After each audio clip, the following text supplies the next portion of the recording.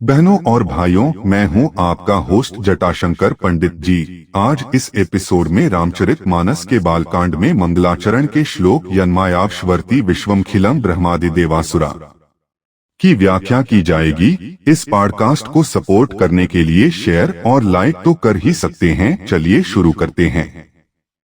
रामचरितमानस के मंगलाचरण के श्लोक की भावपूर्ण और शिक्षाप्रद व्याख्या। श्लोक का अर्थ और भावार्थ। श्लोक 6 का अर्थ और भावार्थ भगवान राम के दिव्य गुणों और विशेषताओं पर विस्तार से प्रकाश डालते हैं।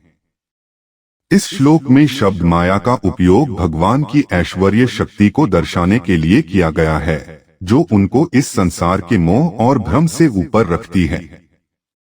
माया का यहाँ अर्थ है वह शक्ति जिससे भगवान अपने भक्तों को सांसारिक बंधनों से मुक्त करते हैं। प्राचीन शास्त्रों में माया का वर्णन एक रहस्यमयी शक्ति के रूप में किया गया है, जो भगवान की इच्छा द्वारा संचालित होती है।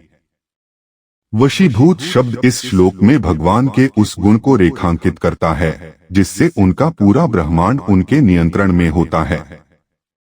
इसका भावार्थ यह है कि भगवान राम की सारी प्रक्रियाएं और घटनाएं उनके दिशा निर्देशन के अनुसार चलती हैं। यह शब्द भगवान की सर्वव्यापीता और सर्वशक्तिमानता को स्पष्ट करता है, जो सभी का संचालन और नियंत्रण करते हैं। भ्रम शब्द का यहाँ विशेष महत्व है। इसका संदर्भ उन इंसानी मस्तिष्क की गलतफहमियों से है जो सत्य को पहचानने में असमर्थ रहते हैं। भगवान राम इन भ्रामक स्थितियों को दूर कर सच्चाई का बोध कराते हैं। भ्रम की यह स्थिति सांसारिक इच्छाओं और आभासी सुखों के पीछे भागने के कारण उत्पन्न होती है। इसमें से भगवान राम अपने भक्तों को निकालते हैं और उन्हें सत्य मार्ग की ओर अग्रसर करते हैं। भगवान राम के गुण इस श्लोक में बहुत विस्तार से वर्णित हैं। वे अपनी दिव्यता, ऐश्वर्यता और नियंत्रण शक्ति से पूर्ण हैं। उनके हर कार्य, हर शब्द और हर आचरण से यह प्रदर्शित होता है कि वे संपूर्णता के प्रतीक हैं। इस श्लोक का उद्देश्य भक्तों में भगवान राम की ऐसे अद्वितीय तत्व को समझाना है जिससे वे उनकी शरण में जाना चाहें और स्वयं के अज्ञान का निवारण कर सकें। इस प्रकार श्लोक 6 भगवान राम की महिमा और उनके दिव्यता का उत्कृष्ट परिचायक है। श्लोक में निहित दार्शनिक तत्व।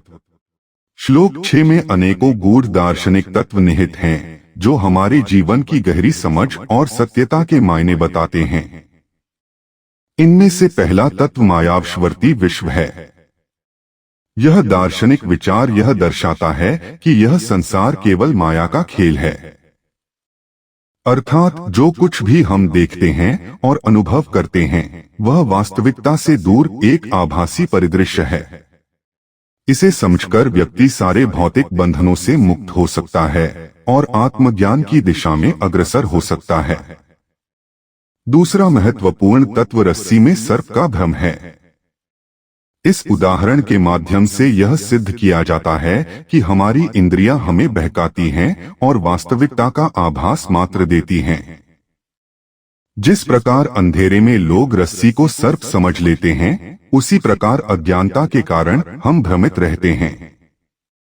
यह तत्व हमें सिखाता है कि अपनी इंद्रियों पर संयम और विवेक का प्रयोग करना चाहिए। तीसरा तत्व सत्यता का आभास है, जो यह समझाने का प्रयास करता है कि जो कुछ भी हमें वास्तविक प्रतीत होता है वह आवश्यक नहीं कि सर्वदा सत्य हो। हमारे दृष्टिकोण और मान्यताओं में परिवर्तन हो सकता है और वास्तविकता की सही पहचान करने के लिए हमें ध्यान और ज्ञान की आवश्यकता होती है। अंततः भवसागर से तरने का मार्ग यह विचार बताता है कि कैसे हम इस जीवन रूपी भवसागर को पार कर सकते हैं। श्लोक 6 में यह मार्ग आत्मज्ञान, भक्ति और धर्म के मार्ग पर चलकर पाया जा सकता है। यह तत्व हमारे जीवन को गहरी समझ प्रदान करता है और यह बताता है कि कैसे हम आत्म साक्षात्कार की ओर बढ़ सकते हैं। इन दार्शनिक तत्वों का सामान्य जीवन पर व्यापक प्रभाव पड़ता है। यह हमारी सोच को विस्तार देते हैं, हमें अधिक विवेकशील बनाते हैं और अंततः हमें आत्मिक शांति प्रदान करते हैं।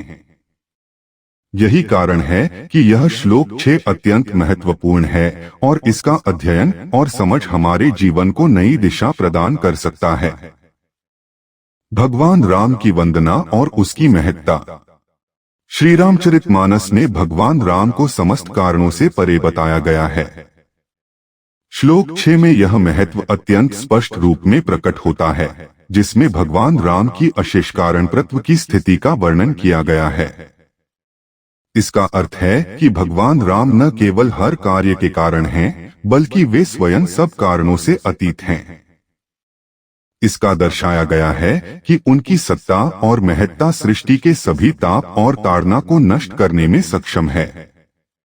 उनकी वंदना को केवल धार्मिक कर्मकांड नहीं माना गया है, बल्कि यह आध्यात्मिक उन्नति का परम साधन है।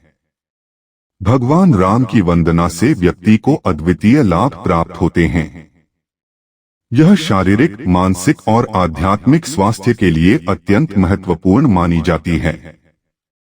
उनकी भक्ति से व्यक्ति के जीवन में परम शांति, संतोष और धैर्य की प्राप्ति होती है।